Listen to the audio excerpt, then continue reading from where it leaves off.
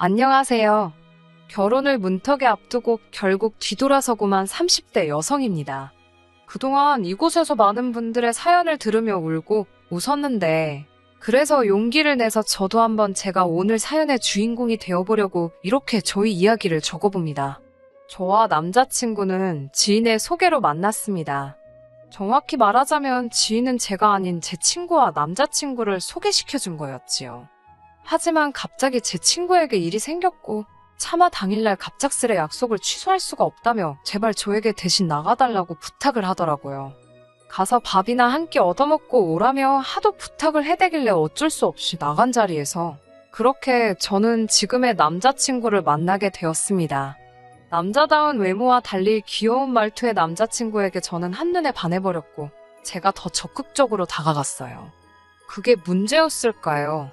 여자는 자기가 좋아하는 남자가 아니라 자기를 좋아하는 남자를 만나야 한다더니 그게 사실인가 봅니다. 저는 정말 제 남자친구를 많이 사랑했습니다. 제 남자친구와 저희 객관적인 조건만 놓고 본다면 다들 저를 뜯어 말릴 만큼 차이가 많이 나는 상황이었지만 세상에 완벽한 사람은 없잖아요. 그 사람의 부족한 부분은 제가 끌어안고 가려고 했어요. 남자친구는 대기업 하청업체에서 일하고 있습니다. 그렇다 보니 달마다 실적에 따라 급여가 들쑥날쑥한 편입니다. 어떤 달에는 월천을 벌기도 하고 어떤 달에는 간신히 기본급만 벌기도 하지요. 반면에 저는 프리랜서 작가로 활동하고 있고 대학생 때부터 시작했더니 어느덧 10년 차가 다 되어 월 평균 500에서 600은 벌고 있습니다. 하지만 인간관계에 돈이 전부는 아니잖아요. 제가 남자친구와 결혼까지 생각했던 이유는 따로 있습니다. 어디서부터 어떻게 시작해야 할지 모르겠지만 저는 부모님이 안 계십니다. 제가 아주 어렸을 때, 그러니까 기억도 안 날 만큼 어렸을 때 아버지께서 사고로 돌아가셨다고 들었습니다. 그 이후로 어머니께서 외가의 도움을 받아 저를 키우셨대요. 불행 중 다행으로 아버지가 돌아가시면서 나온 보험금과 합의금이 있었고 외조부모님 또한 부유하셨기에 어머니 앞으로 건물을 남겨주셔서 저를 양육하시는 데 있어서 큰 어려움은 없으셨다 했지만요. 하지만 제가 대학교 합격 발표를 앞둔 시기에 어머니도 지병으로 세상을 떠나셨고 저 혼자 남겨졌습니다. 어머니가 남겨주신 재산 덕분에 대학까진 무리 없이 끝냈지만 직장 생활은 엄두가 나질 않았습니다. 언젠가부터 사람들과 어울려 지내는 것이 왠지 어렵고 불편하게 느껴졌거든요. 진단을 받아보진 않았지만 지금에서야 돌이켜 생각해보면 어머니의 죽음으로 인한 공황장애나 우울증이 아니었을까 싶어요. 결국 취업 대신 집에서 할 수 있는 일을 알아보다가 시작하게 된 게 프리랜서 작가입니다. 어려서부터 독서하고 일기 쓰고 그런 일들을 좋아했었거든요. 그렇게 다시 글을 쓰다 보니 마음의 병이 조금씩 치유되기 시작했습니다. 다시 사람들과 어울릴 수 있게 되었고요. 남자친구와 연애까지 하기에 이르렀지요. 아무튼 다시 본론으로 돌아와서 이 모든 상처를 남자친구는 아무 일도 아니라는 듯 이해하고 안아주었기에 남자친구가 경제적으로 결혼할 준비가 미흡했음에도 불구하고 제가 안고 가려고 했습니다. 하지만 결국 그놈의 돈이 뭔지 돈 때문에 남자친구와 파혼을 하게 되었네요. 어머니가 저에게 남겨주신 건물은 3층짜리로 상가는 전부 10개 정도 들어올 수 있는데 공실이 2개이고 8개는 현재 계약 중입니다. 그중 6개가 10년 넘게 같은 분이 사용 중이시고요. 건물에 있는 공실 중 하나는 제가 작업실로 쓰고 있습니다. 당연히 남자친구는 연애 초반에 제가 건물이 있다는 사실을 몰랐습니다. 제가 말하지 않았으니까요. 하지만 소개팅 주선자였던 지인이 저와 남자친구가 사귄다는 사실을 알고 나선 남자친구에게 제가 얼마나 괜찮은 여자인지를 어필한답시고 제가 건물이 있다는 이야기를 말했다 했습니다. 거기에 아파트도 하나 있다고요. 그로부터 며칠이 지난 후에야 지인에게서 연락이 왔는데 혹시 자기가 일을 그르치거나 한 건 아닌지 정말 미안하다며 저에게 몇 번이고 사과를 해왔습니다. 그런 연락을 받고 정말 많이 언짢긴 했지만 받아주는 거 말곤 뭐 선택지가 없었습니다. 솔직히 전혀 괜찮지 않았지만 그게 뭐라고 언제까지 숨기고만 있을 수는 없는 일이기 때문에 일단 괜찮다고 했습니다. 제가 남자친구에게 지인에게 내가 건물주라는 이야기 들었다면서 그간 숨겨서 미안했다고. 이제 숨김없이 다 말해줄 테니 나에 대해서 뭐 알고 싶거나 궁금한 거 없냐고 물었습니다. 그러자 남자친구는 자기한테 왜 처음부터 말해주지 않았냐며 서운하다고 하더군요. 자기가 명색이 남자친구인데 여자친구에 관한 이야기를 남한테 들어야 하냐고요. 하지만 왠지 모르게 남자친구의 표정은 밝아 보였습니다.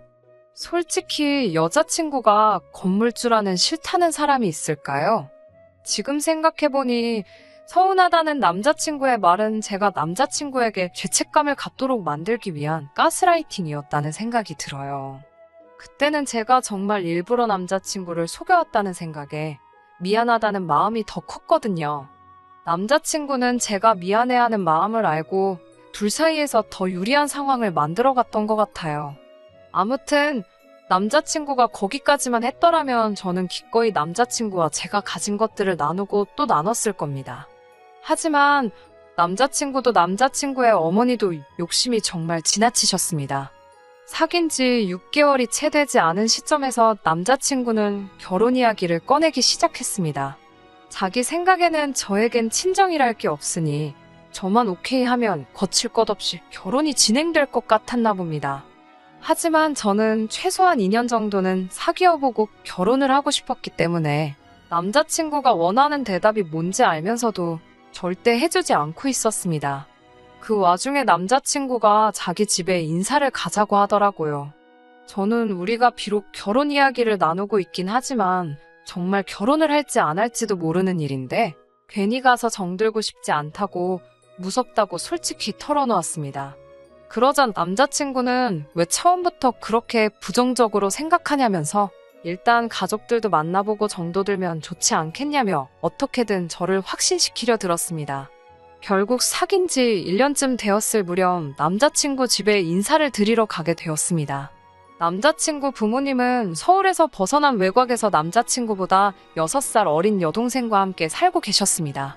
한눈에 봐도 지은 지 오래되어 보이는 복도식 아파트에 3사람이 살고 있었는데 방이 2개뿐이라 불편하겠다 싶더라고요.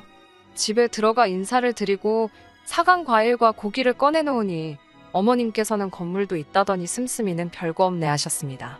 그 말뜻이 제가 알뜰하네 뭐 이런 뜻이 아니라 말 그대로 사온 게 볼품없다는 식으로 비아냥거리시는 말투였습니다. 그러더니 제가 입은 옷차림을 아래 위로 찬찬히 훑어보셨습니다. 옆에서 남자친구 여동생도 저를 물끄러미 보더니 언니 입은 옷이 혹시 어디 브랜드 거 아니냐고 묻더라고요.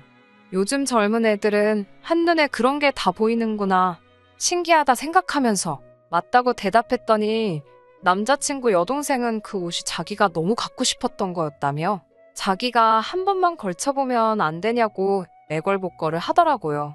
결국 그런 걸쳐만 보라고 옷을 벗어주는데 어머님께서 저를 빤히 보시더니 옷이 중요한 게 아니라 먹는 걸 잘 먹어야 한답니다. 그러면서도 결혼하면 너만 좋은 거 사 입지 말고 우리도 좋은 거 좀 사달라 하셨습니다. 만약에 제가 남자친구와 이미 결혼한 사이이고 어머님이 이미 제 시어머니셨다면 물론 그런 말씀을 하실 수도 있어요. 하지만 엄연히 저는 손님으로 간 자리였고 무엇보다 초면이었는데 어머님이 다짜고짜 무엇을 해달라 말씀하시니까 기분이 좋지는 않았습니다.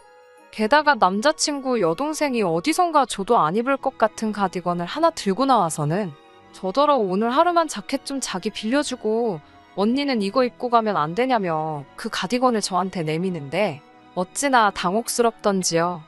어머님까지 나서서 옷이 딱 봐도 우리 딸한테 더 잘 어울리는 것 같은데 하루만 양보 좀 해주면 안 되겠냐고 그러시니 난감하게 이를 데가 없었습니다. 하지만 제가 설마 남자친구 여동생이 옷 하나 빌려달라고 파혼까지 생각했을 리가 있나요? 식사를 하면서 본격적으로 대화가 엉망이 되어갔습니다. 어머님께서는 식사를 하시다 말고 저에게 그럼 혼자 사는데 음식은 어떻게 해결하냐고 물으셨습니다. 요리는 그래도 제법 하지 않냐고 물어보시면서요.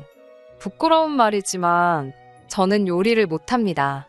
할 기회도 없었고 할 이유도 없었어요. 어머니가 살아계실 때는 당연히 어머니가 챙겨주셨고 돌아가신 이후로는 학식을 먹거나 반찬 가게에서 사다 먹었습니다. 제 입장에선 음식하는 시간에 글을 쓰고 일을 하는 편이 훨씬 경제적으로 이익이기 때문에 굳이 요리에 관심을 가질 필요가 없었지요. 하지만 이를 구구절절 시어머니 되실 분께 말씀드리긴 어려워서 음식은 그냥 솜씨가 없어서 잘 못한다고만 말씀드렸습니다. 그러자 어머님께선 사먹는 반찬이 뭐가 영양가가 있겠냐면서 본인이 직접 일주일에 2번씩 반찬을 만들어다 줄 테니 반찬값으로 일주일에 20만 원씩을 달라고 하시더라고요.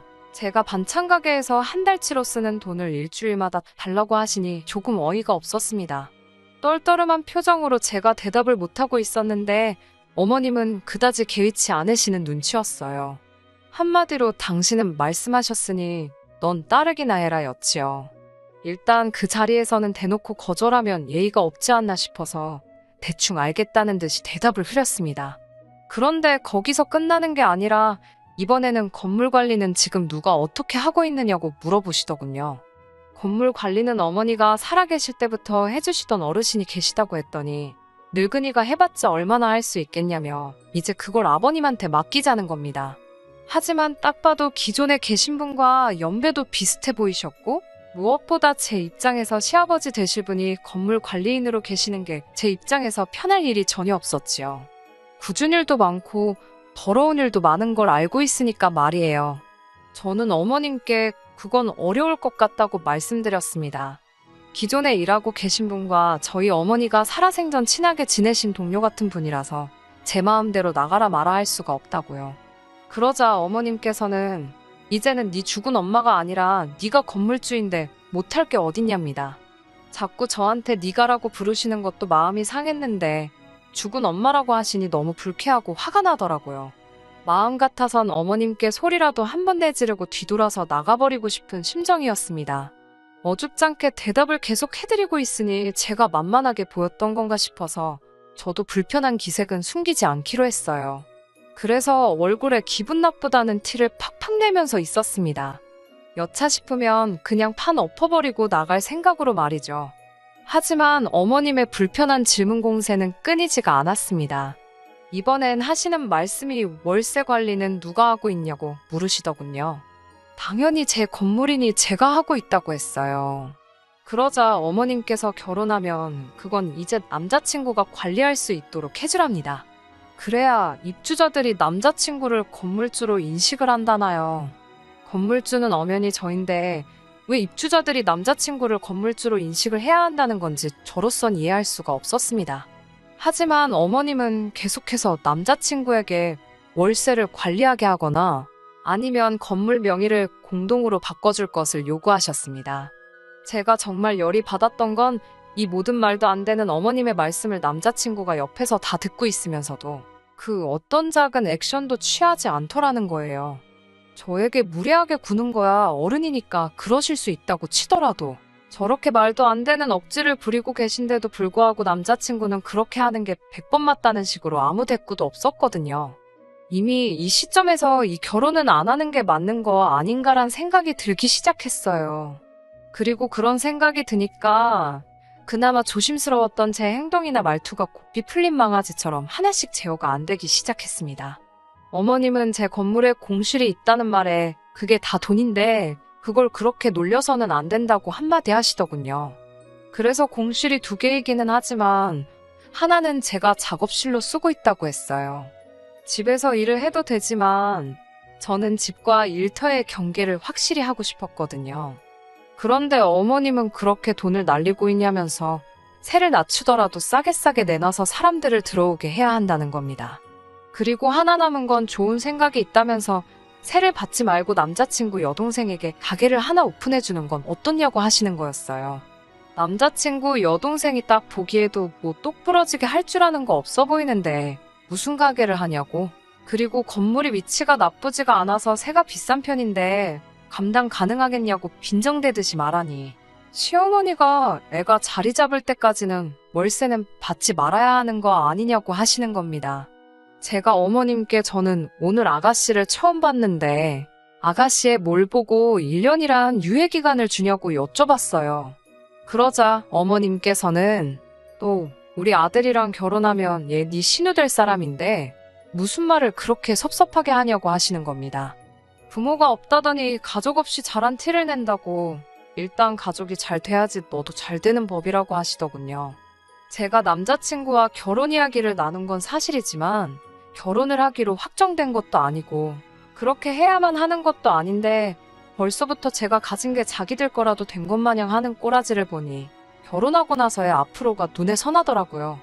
그래서 어머님에게 상가 임대 주는 게 애들 소꿉장난은 아니지 않냐고, 월세를 제가 해준 애 만에 하기 전에 일단 아가씨가 뭘 잘하는지 뭘 할 수 있는지 제가 어떻게 믿냐고, 전 그 상가를 원한다면 믿음을 가질 수 있는 자료를 가져오라고 했습니다.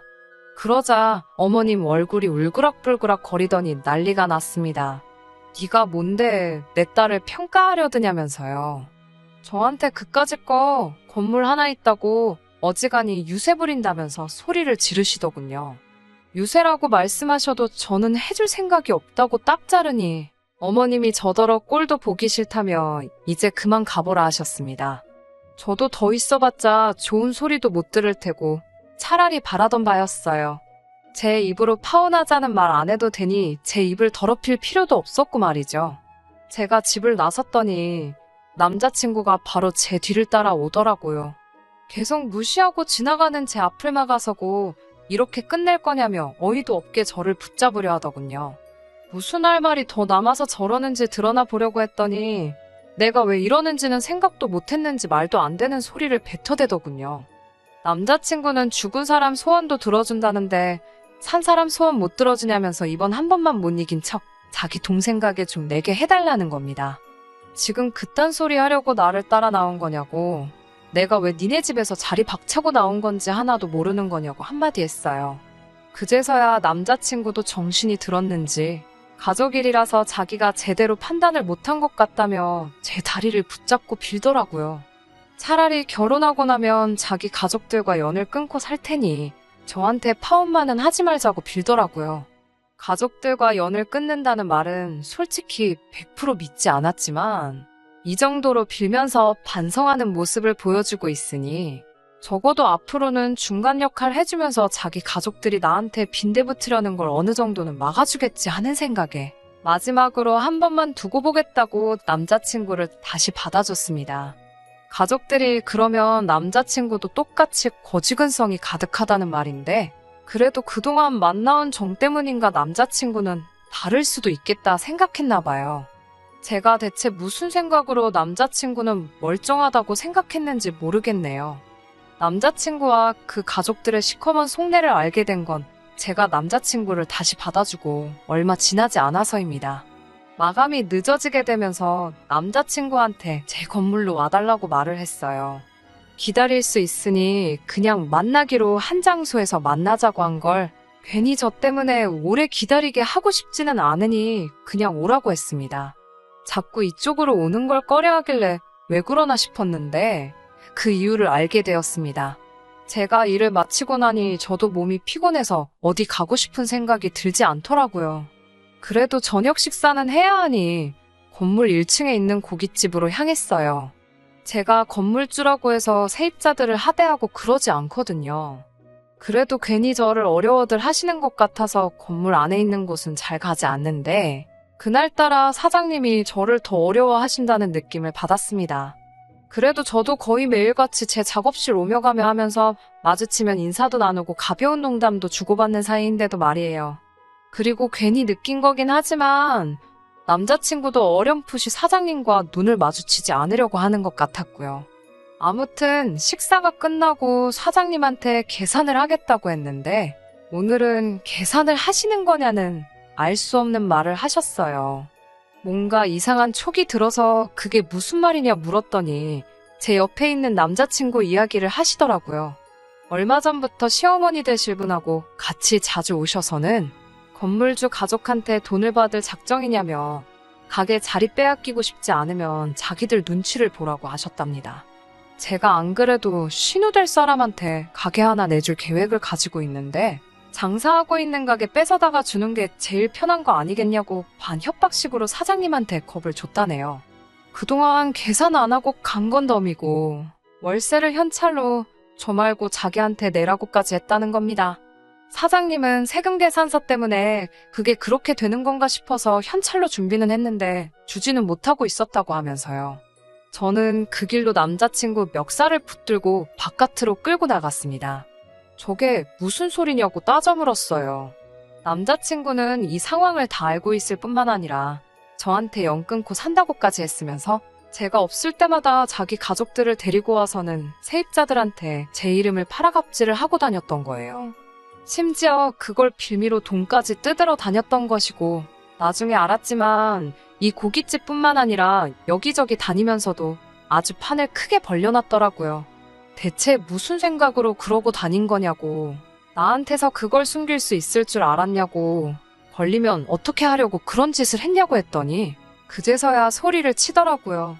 저 때문에 가족들하고 연까지 끊어야 했는데 혹시나 결혼도 못하게 되면 자기가 뭐가 되겠느냐면서 되려 호통을 치기 시작했습니다.